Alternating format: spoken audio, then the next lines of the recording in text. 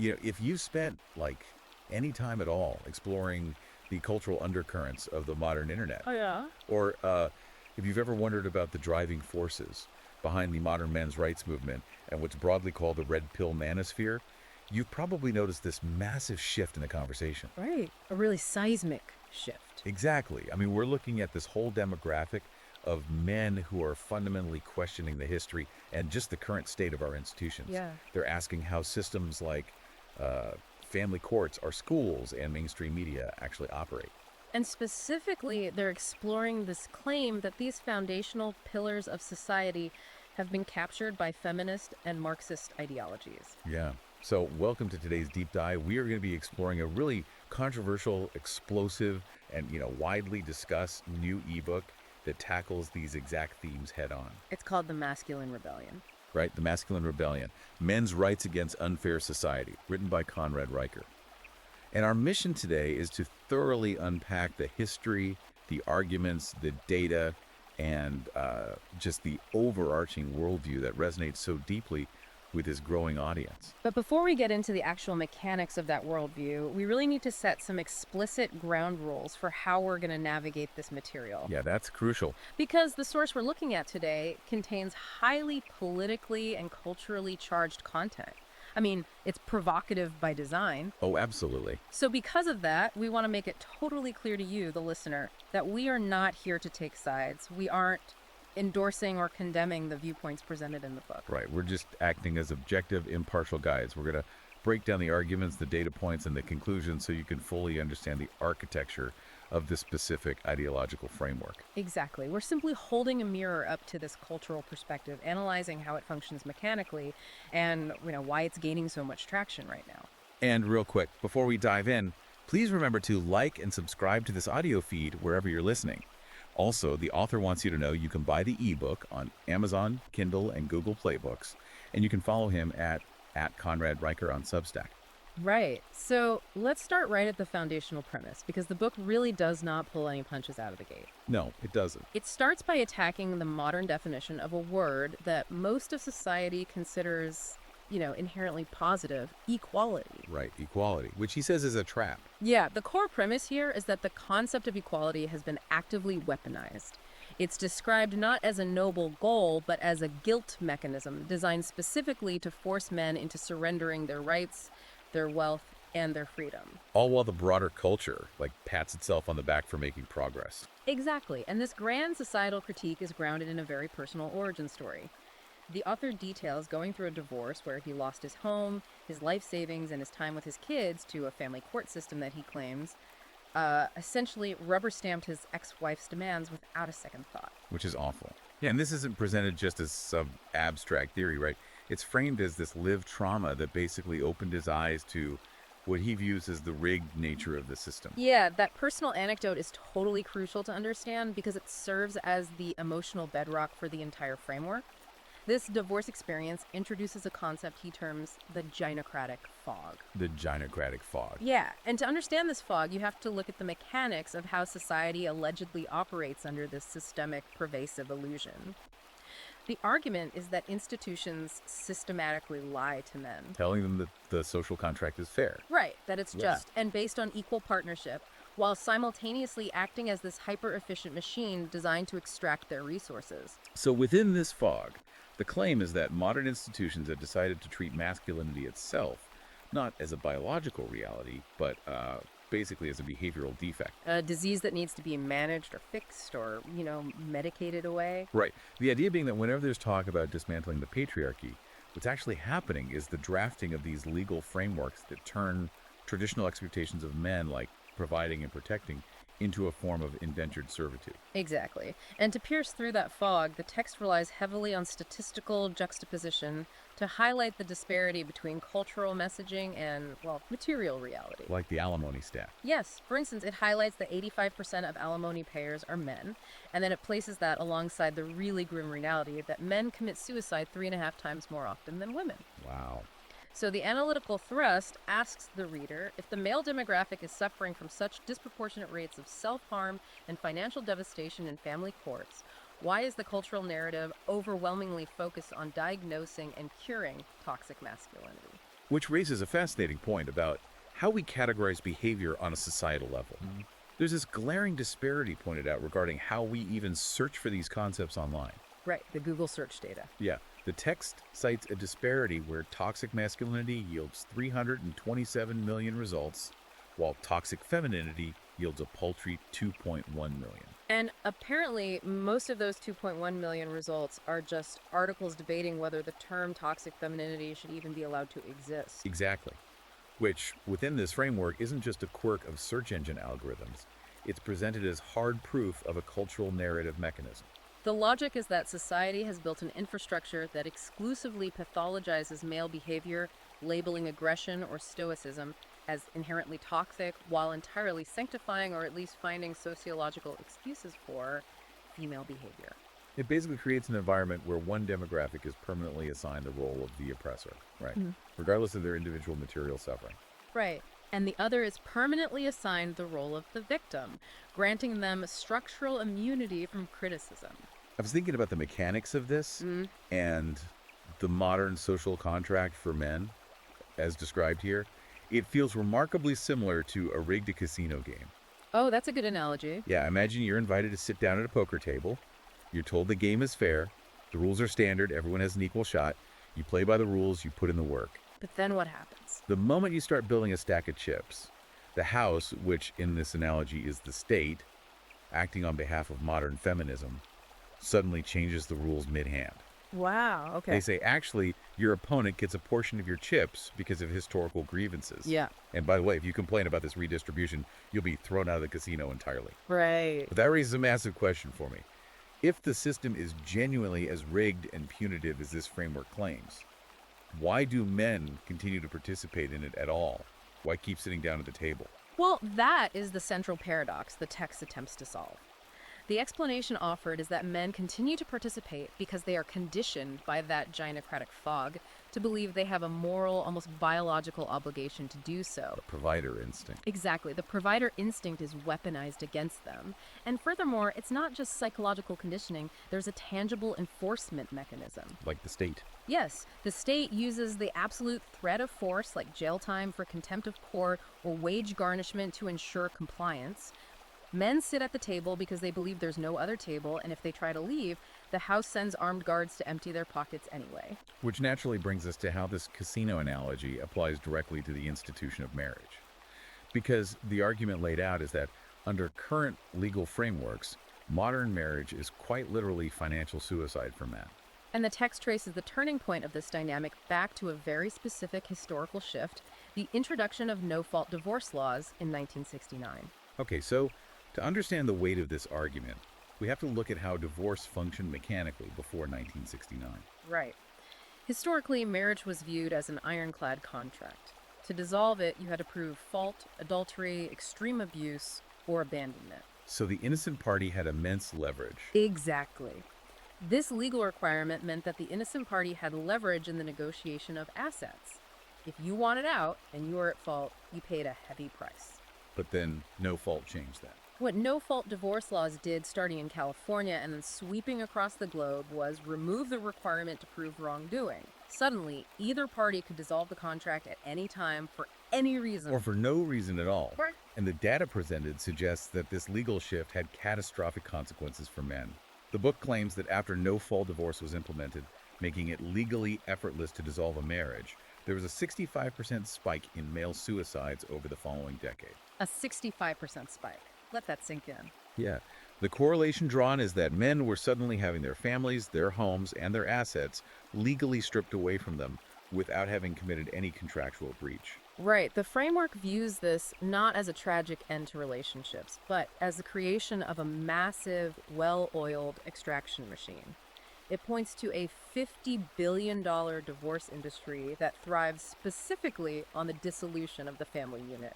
50 billion? That's insane. In this view, divorce lawyers operate as modern-day highwaymen, and family courts function like medieval fiefdoms where judges wield unchecked, tyrannical power over a man's future earnings.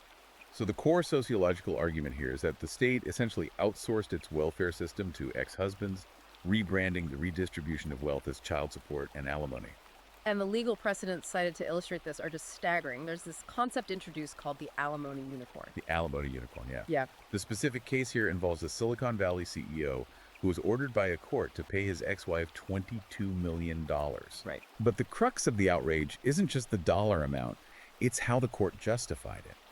The court noted that she had previously blown $3.2 million on a vegan meal kit startup designed specifically for cats. Wait, a vegan meal kit for cats? Yes, a startup making cauliflower steaks for felines.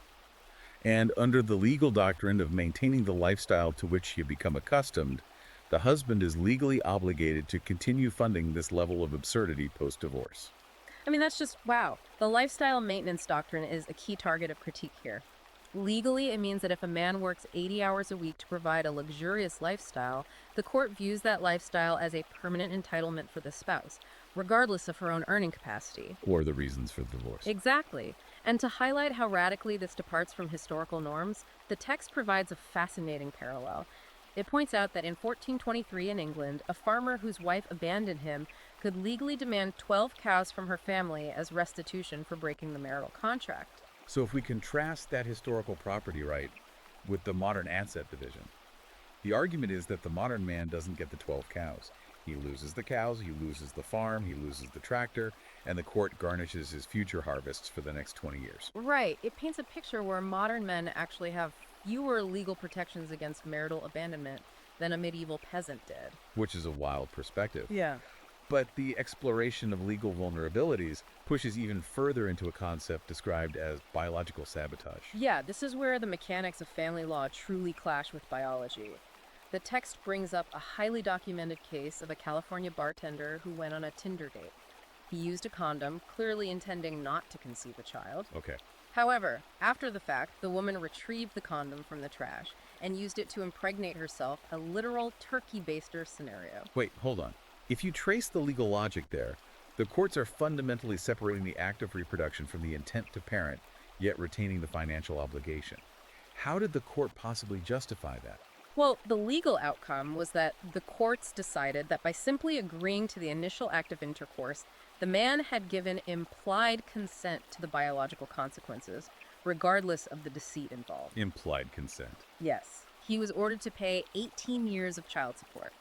That is a profound shift in how the law defines consent.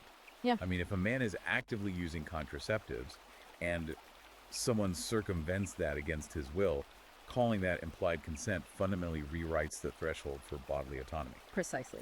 The argument relies on this case to demonstrate that biology is the ultimate cheat code in a rigged legal system.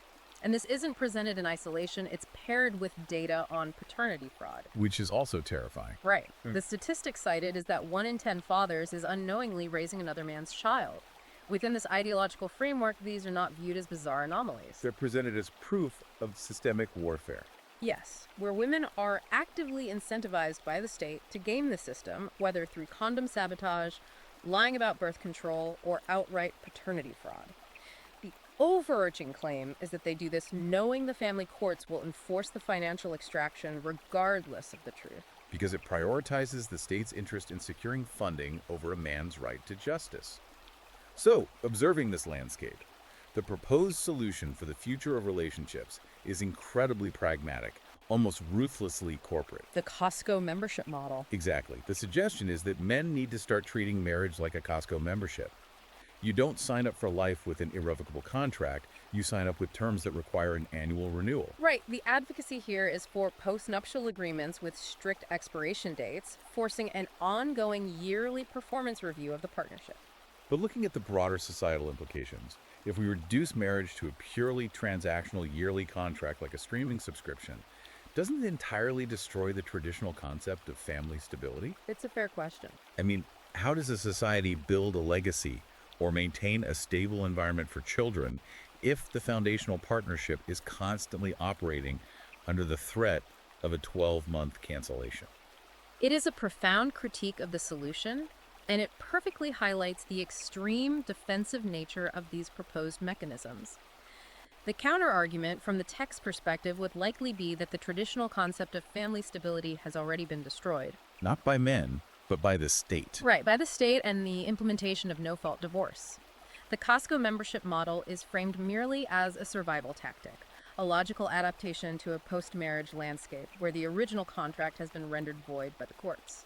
Okay, so if the family court system is the final punitive phase of a man's life where these resources are extracted, it begs the question of how a man gets conditioned to accept this reality in the first place. Because you don't just wake up one day and accept a rigged game. Exactly. The framework suggests we have to look much earlier in the developmental timeline, specifically focusing on the classroom. Right. The premise is that the conditioning begins in early childhood education.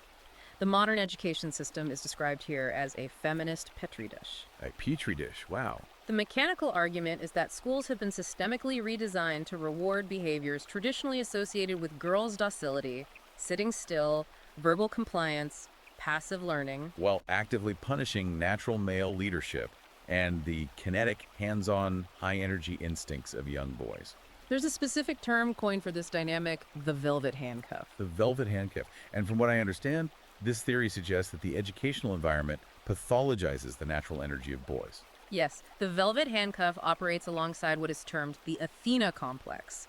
The Athena complex is the sociological idea that the overwhelmingly female educator workforce, making up the vast majority of primary school teachers unconsciously or perhaps consciously, favors students who reflect their own learning styles. So they prefer pliant, talkative, emotionally expressive students. Exactly. Conversely, when a boy is rowdy, competitive, or needs physical movement to learn what we would traditionally call a kinesthetic learner, he isn't accommodated. His behavior is viewed as a crisis. And the velvet handcuff is the solution to that crisis. Right. He is labeled with ADHD and heavily medicated into submission so that he fits the female-centric classroom model. To illustrate how extreme this zero-tolerance enforcement has become, the text pulls a real case from 2013 in Colorado. A second grader was suspended for making a terroristic threat. And what was the actual offense? The child nibbled a piece of string cheese into a vague L shape and pointed it like a gun during recess. A cheese stick. A cheese stick. Yeah, that's wild. When you look at U.S. Department of Education data, it shows that 92% of weaponized object suspensions target boys. It suggests a system that isn't suspending dangerous gang members. It is systematically criminalizing the natural, imaginative play of elementary school boys who are playing cops and robbers with their breakfast. And this criminalization of male instincts extends beyond the playground and into the curriculum itself. The text highlights the systematic removal of vocational spaces where boys traditionally thrived. Like shop class. Yes. There's a deeply illustrative example of a high school in Ohio, Logan High, that completely axed its shop class program. The catalyst for shutting down the entire program was a male student who had used the machinery to craft a 3-inch replica sword for a history project on the Renaissance Fair. A 3-inch sword for a history project. Exactly. The school administration panicked over the creation of a weapon and shut down the vocational program entirely. The irony there is thick. We constantly hear about schools pushing STEM science, technology, engineering, and math, and yet, in this instance, they expel their next generation of engineers and machinists over what amounts to medieval cosplay. Right. And the data noted here is that male vocational enrollment has cratered by 40%. The argument being made isn't that boys suddenly lost interest in building things, it's that their hands-on mechanical instincts have been legislated out of existence. And this ideological policing over technical merit is further illustrated by an anecdote involving the author's own nephew. The nephew entered a school science fair with a highly complex functional robotics project. And he lost, right? He lost first place to a female student who submitted a cardboard diorama of Supreme Court Justice Ruth Bader Ginsburg's workout routine. Oh, wow. Yeah.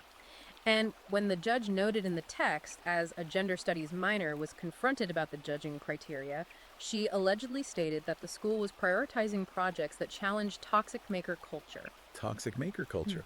That perfectly encapsulates the argument that technical skill and objective merit are being deliberately sidelined in favor of ideological compliance. But let's look at how the text proposes fixing this educational crisis. Okay, what's the fix? There's a claim that data shows schools with wrestling programs have 30% higher graduation rates for boys. The analogy used is that boys wrestling aren't fighting, they're talking in a language older than pronouns. That's an intense phrase. Yeah, how do we unpack the mechanics of that analogy? Yeah. Well, that analogy sits at the very core of this philosophy of masculinity. It's an argument rooted deeply in evolutionary biology. The premise is that rough physical play, direct competition, and structured aggression, like you find in a wrestling program, are not signs of dysfunction. They're features, not bugs. Exactly. They are essential evolutionary tools that boys require to learn emotional regulation, respect for physical boundaries, and camaraderie. By banning these activities, by replacing concrete monkey bars with rubberized safety mats, the argument is that society is trading essential developmental friction for an illusion of safety. So when he says they're speaking a language older than pronouns, he's explicitly pitting evolutionary biology against modern progressive sociology. Yes. It suggests that the physical and psychological reality of being male is hardwired and cannot be overwritten by modern social theories or classroom mandates. Attempting to force boys to operate against their fundamental nature is presented as the exact reason why boys are dropping out of school, failing out of college, and checking out of society at alarming rates. Because they're abandoning a system that treats their baseline existence as a pathology. Right. So, if schools are successfully medicating and conditioning boys to be docile, what happens to the ones who survive the education system and make it into the adult workforce? That's where things escalate. Yeah. The framework argues that the conditioning doesn't stop, it merely evolves. It gets replaced by the threat of human resources, public relations, and the media. This brings us to the exploration of false accusations and what the author termed the castration quotient. The core mechanical argument here is that the presumption of innocence has been entirely dismantled. In the modern era, an accusation alone functions as a career nuclear bomb. And to understand how an accusation wields such disproportionate power, the text relies on a sociological concept originally coined by researchers at NYU called victimhood capital.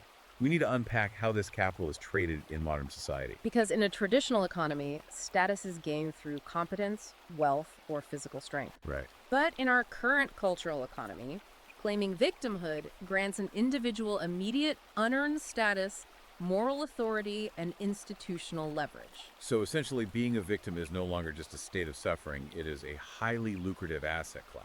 Precisely. The argument is that women are highly aware of the exchange rate of victimhood capital and frequently weaponize it to secure job security, social media influence, or legal deference. And this ecosystem is sustained by a systemic bias within the media, which operates as the mint that prints this capital.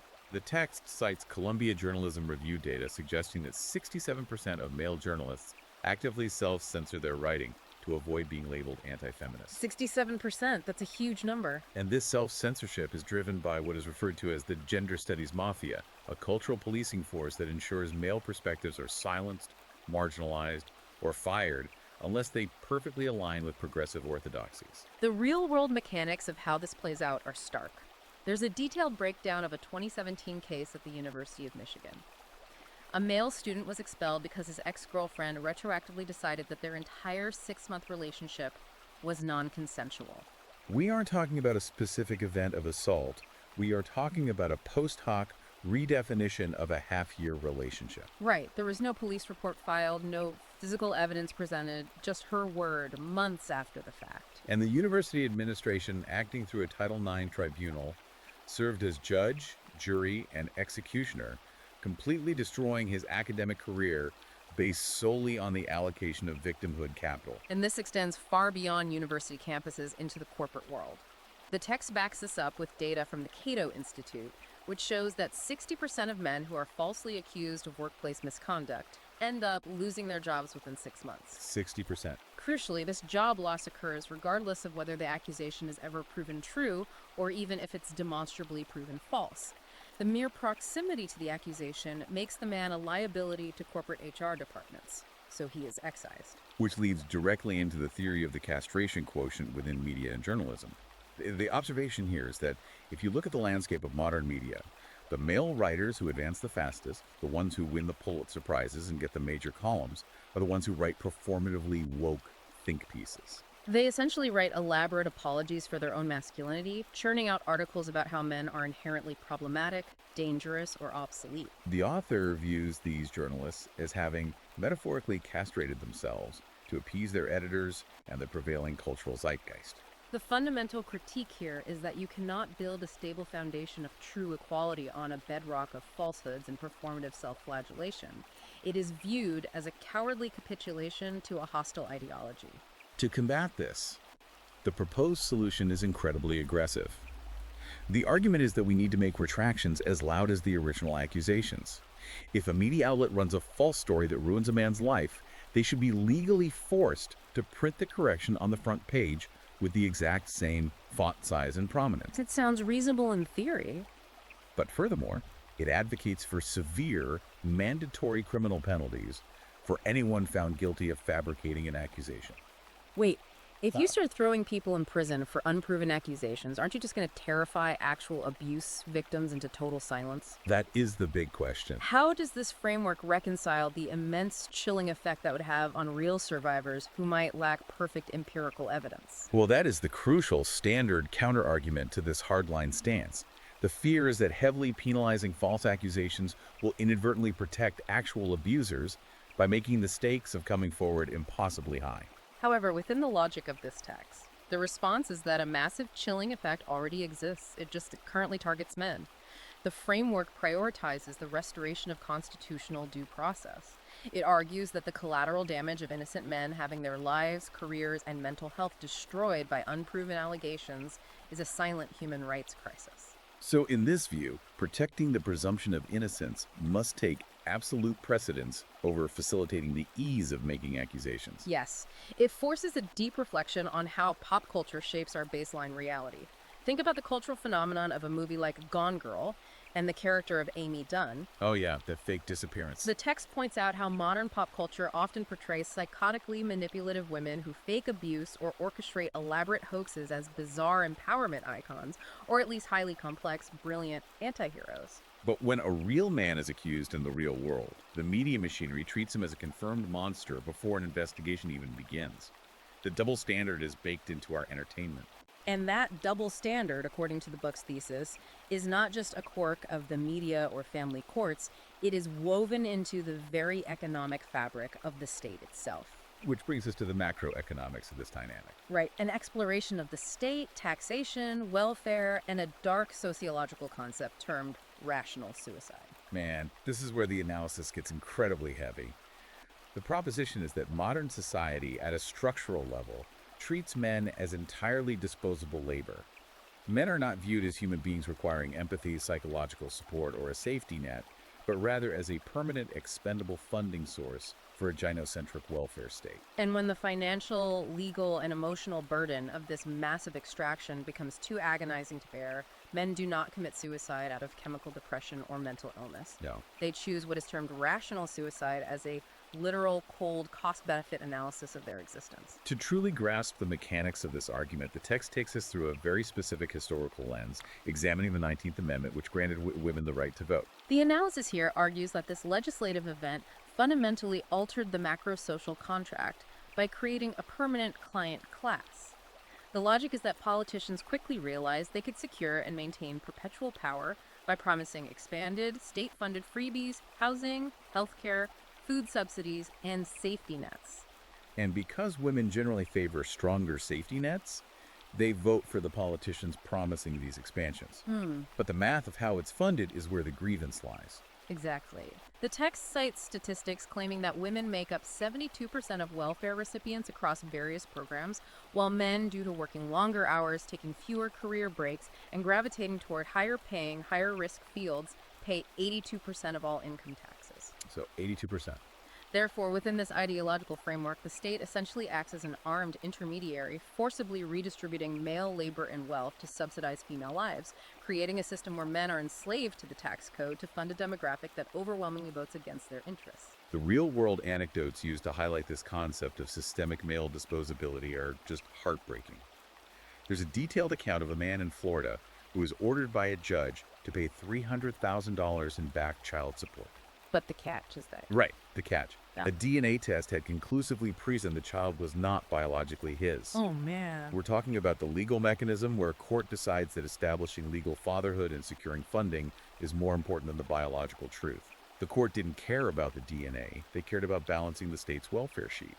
And what happened? Before taking his own life by jumping off the courthouse roof, the man texted a final message. Tell the state to keep the change. Wow. The author uses this tragic event to argue that this man wasn't clinically depressed in a medical sense. He was a rational economic actor. He was looking at a spreadsheet of a life that had been fundamentally stolen from him by the state, realizing he would spend the rest of his natural life performing forced labor to pay a $300,000 debt for a child that wasn't his. Rational suicide is presented as the ultimate tragic strike action against an unpayable debt. It also highlights an incredible disparity in institutional empathy. There's a breakdown of a 2022 municipal campaign in Detroit. City officials spent $5 million of taxpayer money to convert a former football stadium into a feminine empowerment palace, outfitting it with yoga studios, career centers, and housing specifically for 200 homeless women. Yes, wow.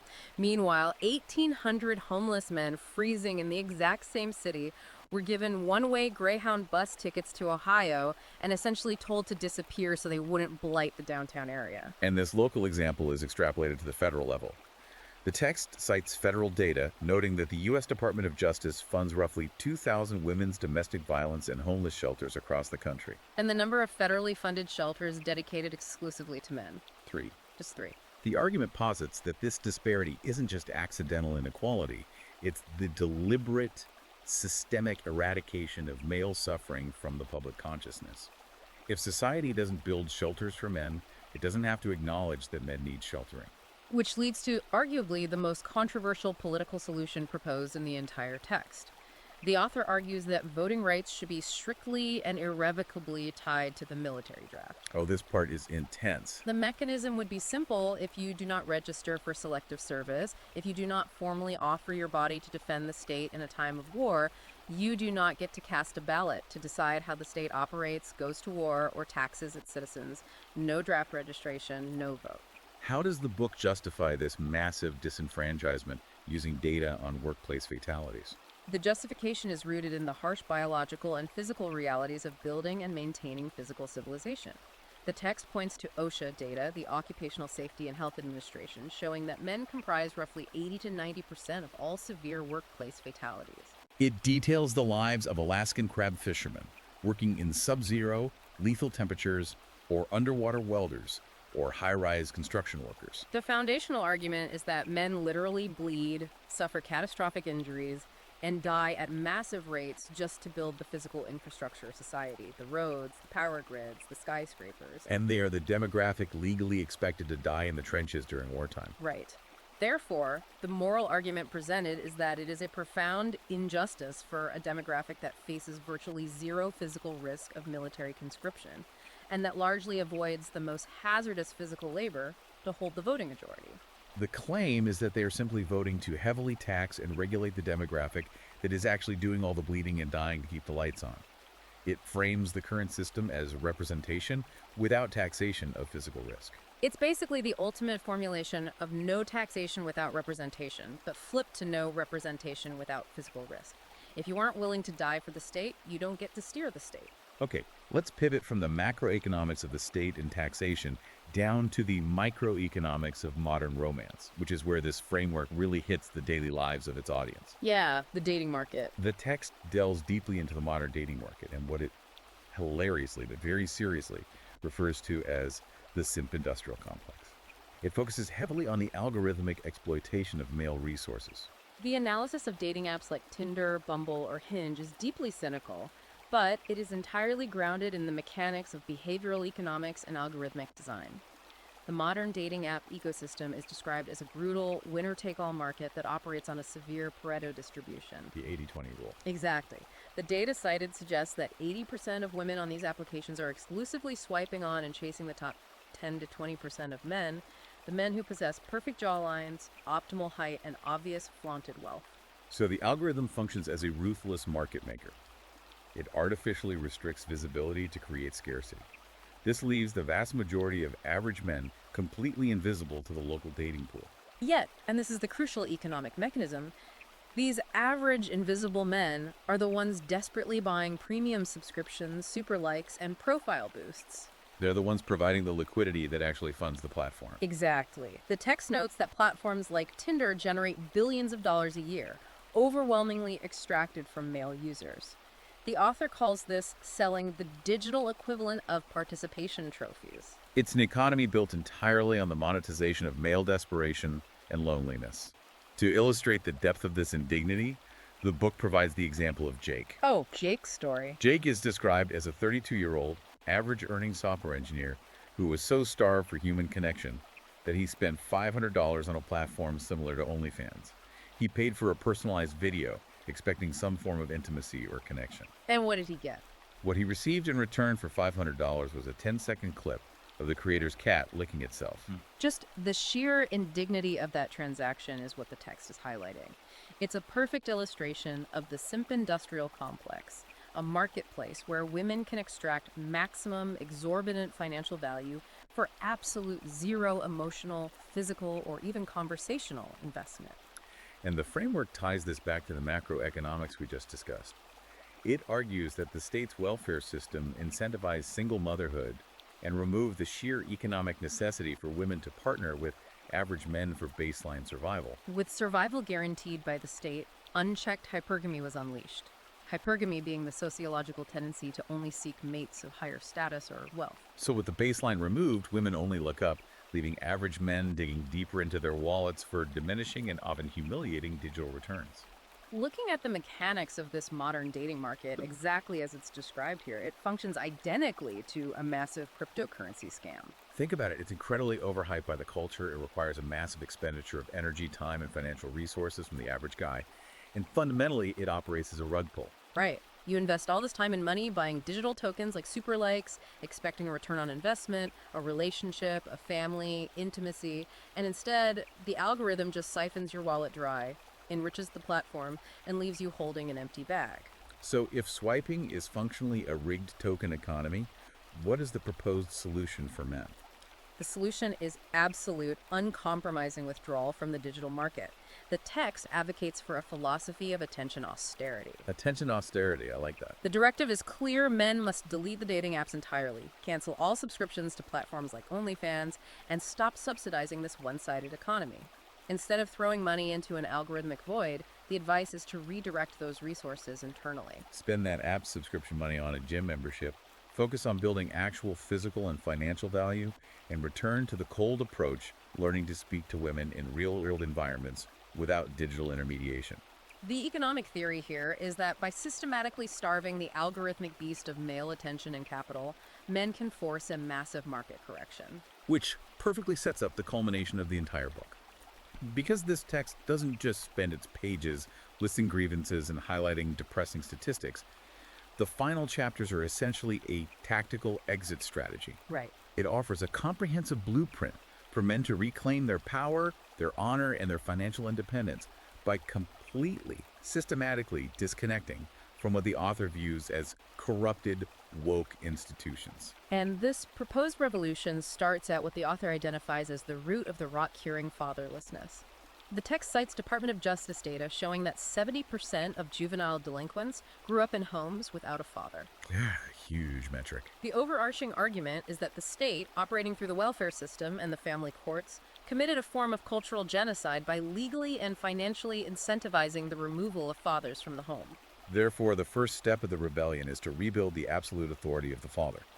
This naturally progresses to the next tactical step, the creation of physical, unmonitored male spaces. These spaces are referred to as garage guilds. The mechanism here is to create localized economies and educational networks that bypass state oversight. The idea is to have spaces where mechanics teach welders how to code, where men barter skills, fix engines, and build things without needing municipal permits. Without having to sign corporate HR diversity statements, and crucially, without female supervision. He envisions a return to visceral, hands-on, brotherly creation. A specific example provided is the concept of Spartan Saturdays. This involves groups of fathers taking their sons out into the wilderness to teach them hard survival skills, how to build fires, how to navigate terrain, how to field strip and maintain a rifle. This is explicitly designed to bypass the modern school curriculums that, as we discussed earlier, the author believes are fundamentally designed to soften and medicate boys. Right. It's about building physical and psychological resilience entirely outside the purview and control of the state. But the rebellion isn't limited to just physical resilience. It is deeply, aggressively financial. There's a detailed strategy laid out for financial insurgency. Like Dave. Yeah, Dave. The text discusses the mechanics of moving assets into offshore LLCs, specifically to protect them from the grasp of family court seizures. There's this highly detailed story about a man named Dave. Dave had 70% of his cryptocurrency portfolio seized by a California judge during a divorce proceeding. And how did Dave respond? Dave's response was to move to Budapest, set up a complex LLC structure in Malta, and he now lives entirely outside the jurisdictional reach of the U.S. legal system.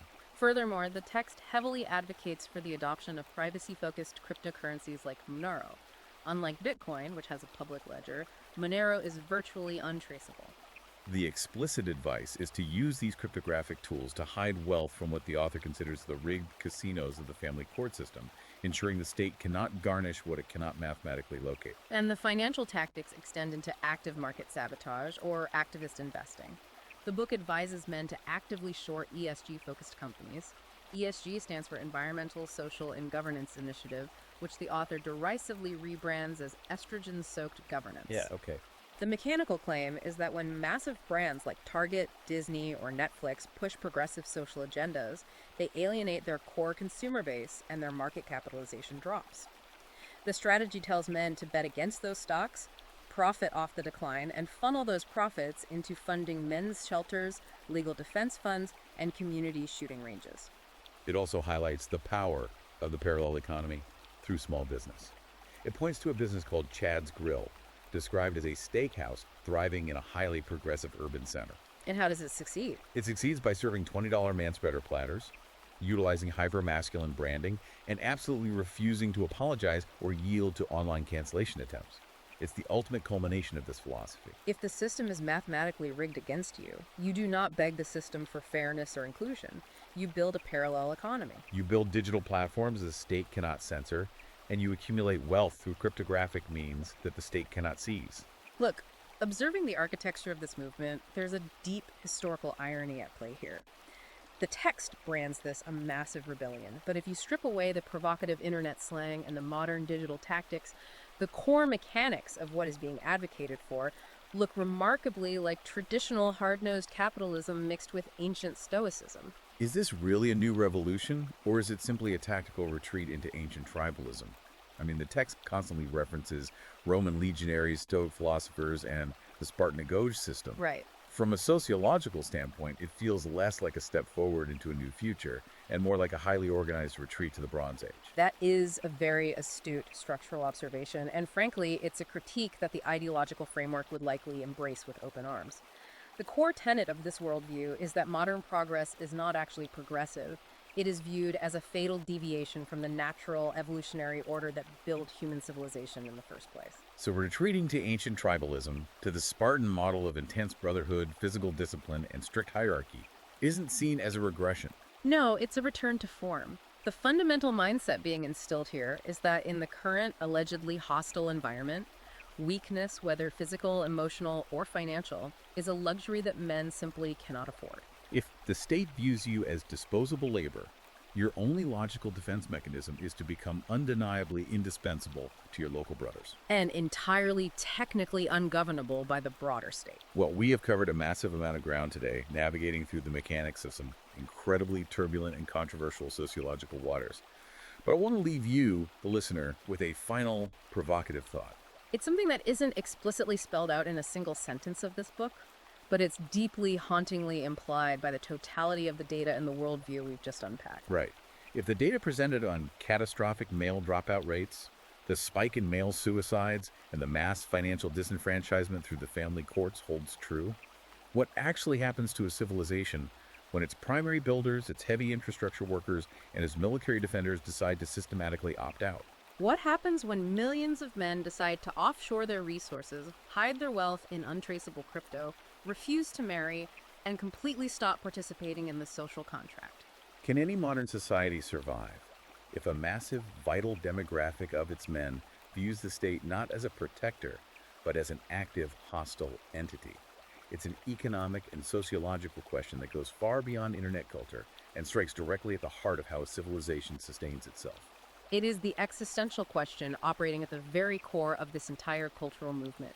And as a final reminder, our goal today with this deep dive was to provide an objective, impartial exploration of the arguments and mechanisms driving the manosphere and the broader men's rights movement. We utilized Conrad Riker's framework as a window into a growing, undeniable cultural fracture. Whether you agree with these conclusions or find them fundamentally flawed, understanding the architecture and the mechanics of this worldview is absolutely essential for comprehending the current shifting cultural landscape. Absolutely. We hope this exploration gave you a clear, detailed map of that specific ideological territory. Please remember to like and subscribe to this audio feed wherever you are listening, so we can keep bringing you these deep analytical explorations. And if you want to read the source material for yourself, dive into the statistics, and judge it entirely on your own terms, the author asks that you check out The Masculine Rebellion on Amazon Kindle and Google Play Books. He also requests that readers leave a 5-star review, and you can follow him directly at Conrad on Substack, Twitter, and YouTube. Thanks for diving deep with us today. Keep questioning the mechanics of the world around you, keep learning, and we'll see you next time.